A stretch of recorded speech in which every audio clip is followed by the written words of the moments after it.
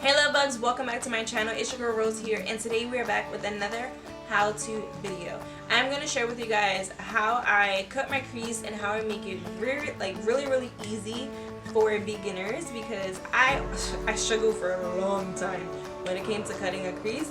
So I'm just going to share with you guys like my tips and tricks and the brushes that I use. So before we get into this video, please make sure you guys are subscribed to my channel. Hit that notification bell, that way you guys are notified every time I upload a video.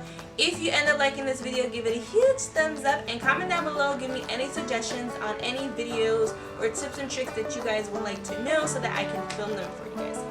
Now without further ado, let's get to this video. Alright you guys, so we're going to go in with brushes first and then we'll go into the look.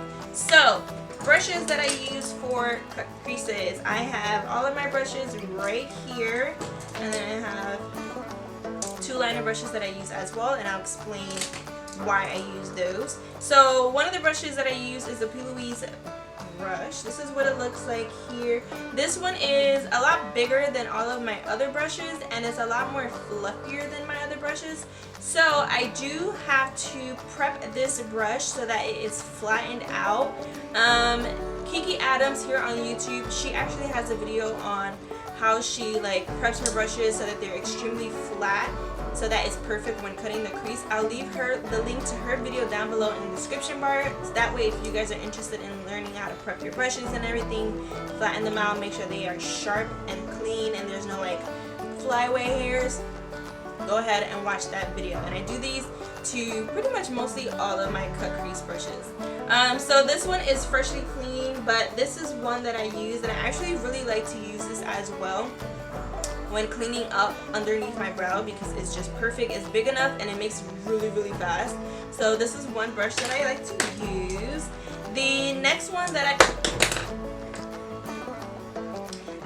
I like to use is from the Makeup Shack. It's the T41 brush. This is the one that I've been using a lot more lately. This one is already flat. I don't have to prep this one. It's perfect for the cut crease. I feel like it's literally made for anything cream. Cutting the crease, prepping the base, cutting underneath the brows. I feel like this brush is made for that.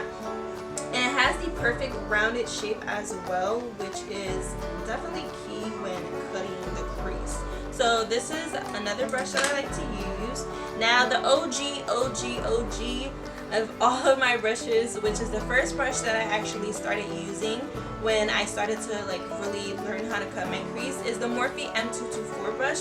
This is what it looks like. Mine is stained and it looks different a little bit because this is one of the older ones. I believe they actually changed the style of the brushes. And I also trimmed this brush as well just because it's old, okay? It's really old and I had to trim it and everything. Now this one is prepped. That way I can get that sharpness. As you guys can see, it's very flat. And then I cut it into a wider rounded shape. That way I can get more of the area when I am cutting the crease. So that is another one that I use. Now the ones I'm going to show you now, these are smaller ones, and I like to use these when I'm doing more artistic type of cut creases. So any double cut creases, or if I'm doing the butterfly cut crease, these are perfect for that. So the first one is the Crayon Case number 3 brush. Now this is the smallest of all of my brushes.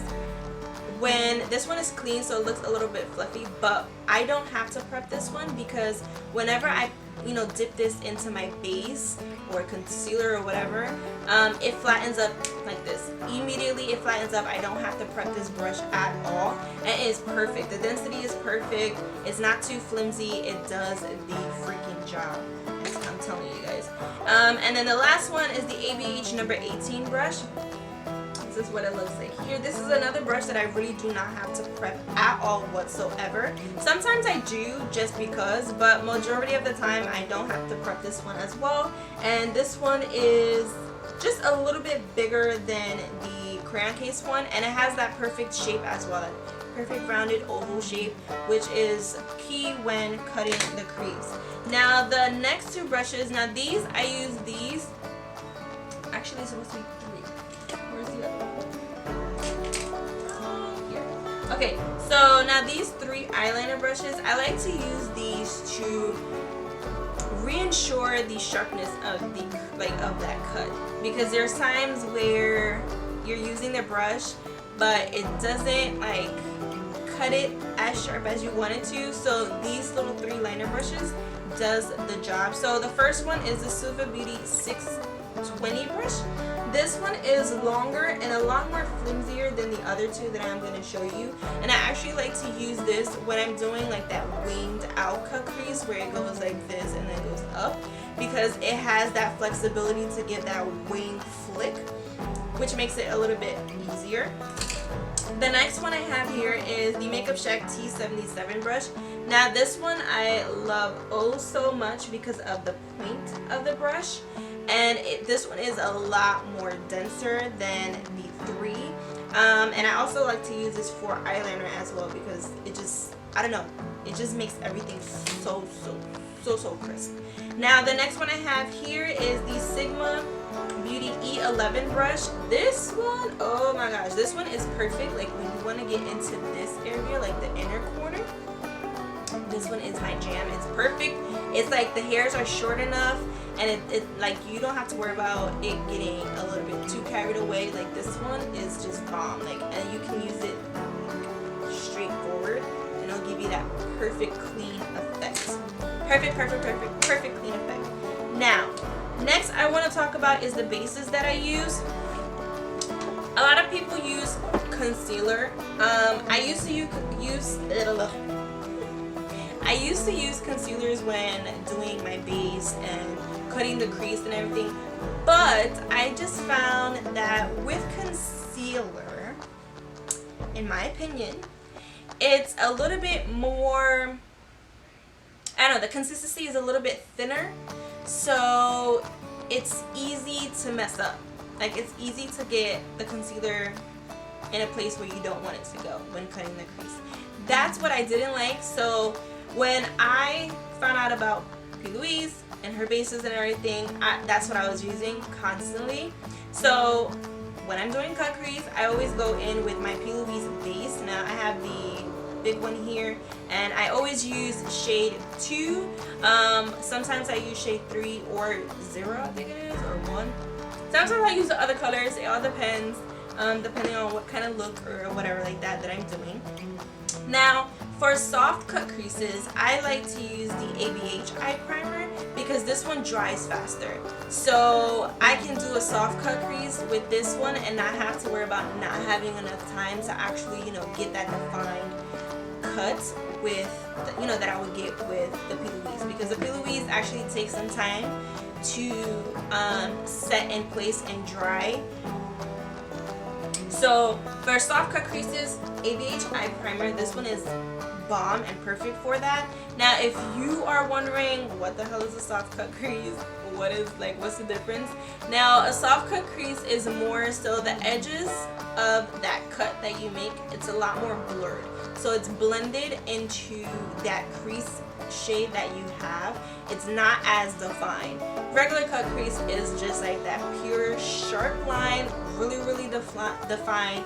You see the difference between the crease and the lid and everything like that. So that's the difference between soft cut crease and crease. So I think I got my bases down, brushes that I use and everything like that. So we are gonna go ahead and start. We're gonna start a look and everything, and first I'm actually gonna be using the Makeup Shack one today.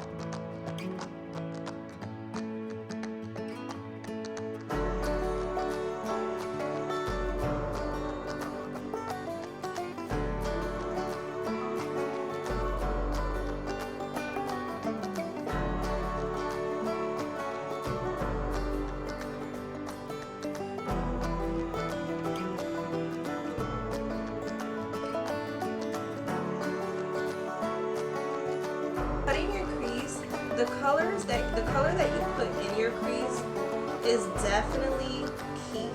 Okay, is definitely key. And the reason why I say this is because you want to be able to see that transition, right? You want to be able to tell where you actually cut and all that good stuff. So you don't want to have a light shade in your crease and then a light shade in your lid, because then what's going to happen is you're not going to be able to see the definition. You're not going to be able to see that transition. So be mindful that when you are doing a cut crease, make sure you do have a deep enough color, something that's definitely darker than whatever you're going to put on the lid, so that you can actually see that cut. I've seen a lot of people do like cut creases and their lid shade is like blending right into the crease, and then you can't really see that cut crease. Alright you guys, so what I want to do here is I want to demonstrate just on this eye because there's nothing on here. Now I see a lot of people do this technique when it comes to cutting their crease. They will go ahead and apply like the base there and then look up, and then that's supposed to be the demarcation of where you should cut your crease. Now what I want to say about this is this doesn't really go for everyone, because not everyone has the same eye shape. Some people have just small lids, and I feel like this may just work for those who have small lids. If you have lids like me, that you have slightly hooded eyes, don't think this is necessarily going to work. If you are someone that has a large lid, I feel like it's easier for you to cut the crease just because you have that space and you can bring up the shadows as high as you want. But this technique does not work for everyone. Just gonna say that now. Does not work for everyone. I've tried this technique I don't know how many times. I've even tried putting it like lower right here and then looking up, but it's not even doing it. Let me take a wipey.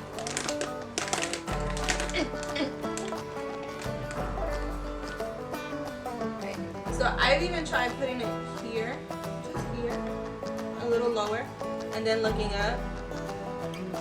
But as you see, it's still too high. Like this for me is way too high, because then that means I have to put the darker shade way up here, then that transition, and then okay, so I don't know where I left off.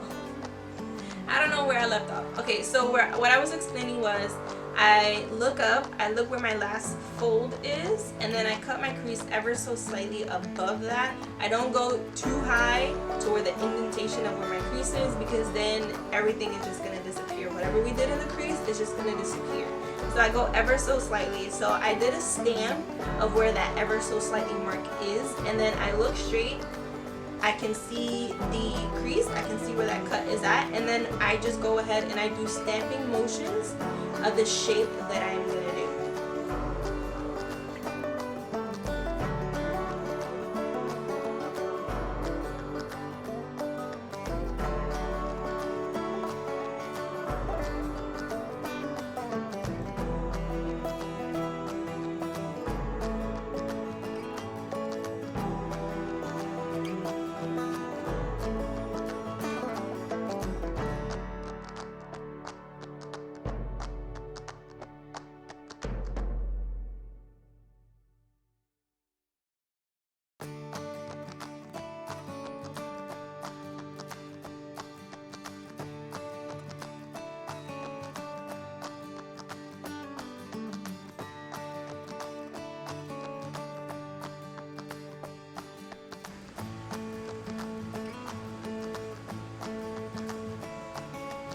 Okay, so now you guys see stamping motion, it helped, it made it easy, and when you do stamping motion, you get to like stamp little by little to create that line.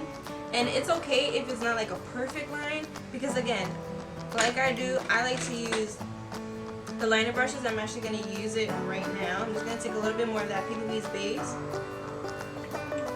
so that I can coat it. And I just like roll it in, make sure I get enough of the product. And then what I'm going to do is now I'm just going to look down, and I like to have my mirror really close so that I can see. And then I just clean up whatever needs to be cleaned up.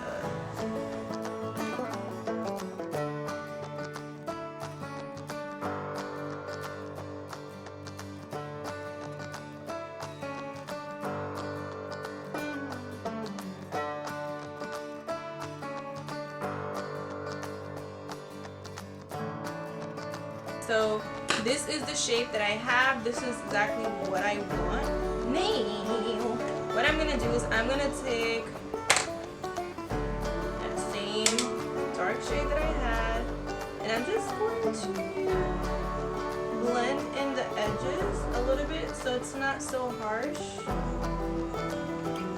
Because I don't always like to have like that harsh line at the edge part, unless I'm doing like that wing out.